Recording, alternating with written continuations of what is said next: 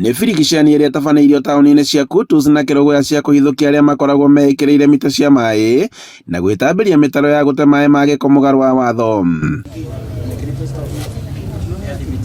Hĩndĩ ya mũngũrũri ũrĩa ũtabanĩtio nĩ thirikari ya kaunti ya Kirinyaga kũgerera kambuni ĩno hamwe na maabitha borithi a kũgitĩra maĩ, abitha mũnene wa rũhonge rwa maĩ Peter Mũrĩmi augĩte atĩ maingĩrĩte matũũra-inĩ mothe na nĩguo kũhĩtana na andũ arĩa makoretwo makĩiya maĩ.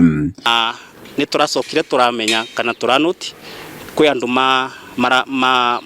ma biacara na arĩa mena manyomba mara connect sewer illegally matekũrũmĩrĩra njĩra iria iho, nyitanĩte na water police unit na nĩ gũtuĩka ya kũthiĩ na mbere ti ũndũ ũgũtuĩka atĩ nĩ wathira ũmũthĩ.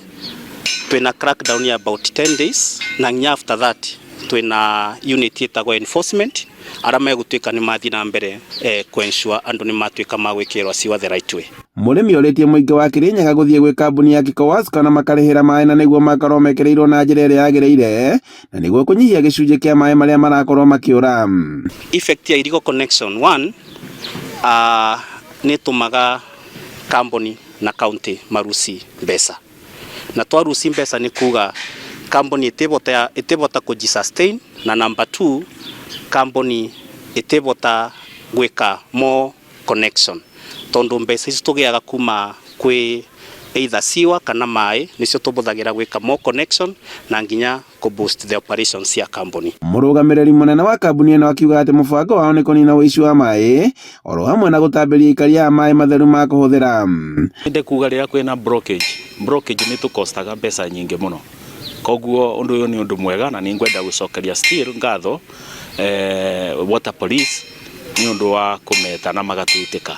Ũndũ ũyũ nĩ ũkũthiĩ na mbere na andũ arĩa makonectĩte customer aitũ illegally kana na njĩra ĩrĩa ĩtagĩrĩire, exercise ĩno ona ĩkĩthiaga na mbere nĩ tũgũtake action na and I will take disciplinary action against them tondũ ti ũndũ mwega, nĩ maratũcokia na thutha na tũtigwĩtĩkĩra ta kambuni. Augĩte atĩ no nginyagia andũ marũmĩrĩre mawatho marĩa mekĩrĩtwo ma maĩ kuona atĩ nĩ maratwara hathara kambuni cia maĩ. Handũ-inĩ ha Inooro TV kuma Kutus kaunti-inĩ ya Kirinyaga, njĩtagwo Boni Wathuku.